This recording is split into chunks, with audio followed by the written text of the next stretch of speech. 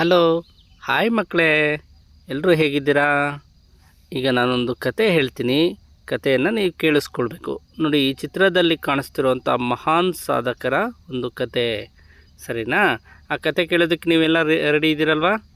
ಕತೆ ಹೇಳುವಾಗ ಹೌದು, ಹ್ಞೂ ಅಂತ ಹೇಳ್ತಿರ್ಬೇಕು ನೀವು, ಸರಿನಾ? ಓಕೆ ಮಕ್ಕಳ, ಎಲ್ಲ ಹ್ಞೂ ಅಂತಿದ್ರಲ್ವಾ? ಓಕೆ ಬನ್ನಿ ಕತೆ ಕೇಳಿಬಿಡೋಣ. ಈ ಮಹಾನ್ ವ್ಯಕ್ತಿ ಯಾರು, ಇವ್ರ ಸಾಧನೆ ಏನು ತಿಳ್ಕೊಳ್ಳೋಣ. ಬನ್ನಿ ಮಕ್ಕಳೇ. ನೋಡಿ, ಇವರು ಶಿಕ್ಷಣ ಪ್ರಿಯ ರಾಮ್ಜಿ ಸಕ್ಪಾಲ್ ಅಂತ ಇವರ ಹೆಸರು. ಓಕೆ, ಇವ್ರ ಕತೆ ಬಗ್ಗೆ ತಿಳ್ಕೊಳ್ಳೋಣ.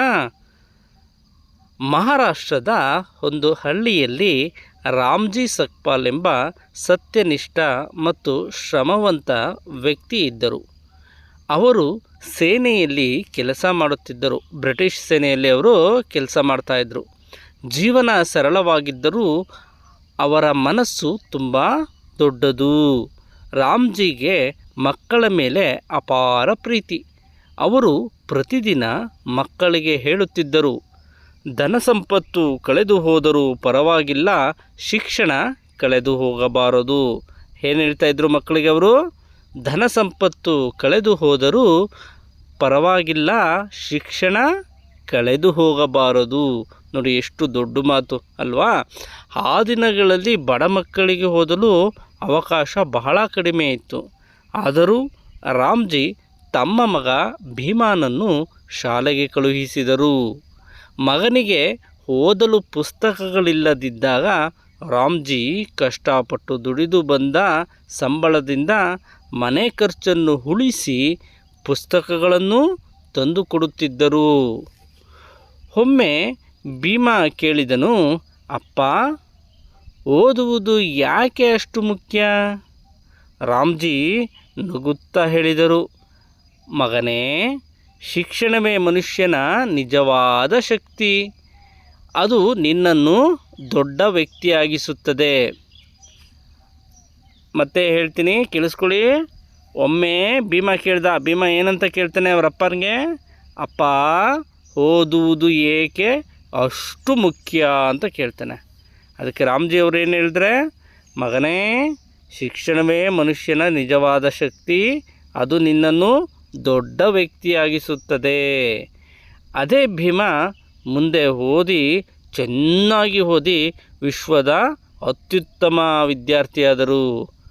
ಅವರು ಮತ್ತಾರು ಅಲ್ಲ, ನಮ್ಮ ಭಾರತದ ಸಂವಿಧಾನ ರಚಿಸಿದ ಮಹಾನ್ ವ್ಯಕ್ತಿ ಡಾಕ್ಟರ್ BR ಅಂಬೇಡ್ಕರ್. ಮಕ್ಕಳೇ, ನೀವೆಲ್ಲ ಕಡೆ ಅಂಬೇಡ್ಕರ್ ತಾತನ ಫೋಟೋ ನೋಡಿದಿರಲ್ಲ. ಅಂಬೇಡ್ಕರ್ ತಾತ ಮಹಾನ್ ಸಾಧಕರು ಅಂತ ನಿಮಗೆ ಗೊತ್ತಲ್ವಾ? ನಮ್ಮ ಭಾರತಕ್ಕೆ ಸಂವಿಧಾನವನ್ನು ರಚನೆ ಮಾಡಿಕೊಟ್ಟಂಥವ್ರು.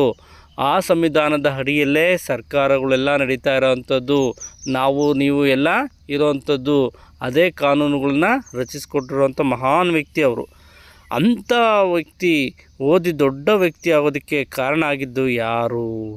ನೋಡಿ, ಅಂಬೇಡ್ಕರ್ ಅವರ ಸಾಧನೆಯ ಹಿಂದೆ ರಾಮ್ಜಿ ಸಕ್ಪಾಲ್ ಅವರ ಶ್ರಮ, ಶಿಸ್ತು ಮತ್ತು ಶಿಕ್ಷಣದ ಮೇಲೆ ಇದ್ದ ನಂಬಿಕೆ, ಸರಿನಾ? ಇವರು 2 ಫೆಬ್ರವರಿ 1913ರಂದು ತಮ್ಮ 63ನೇ ವಯಸ್ಸಿನಲ್ಲಿ ಮರಣ ಹೊಂದಿದರು.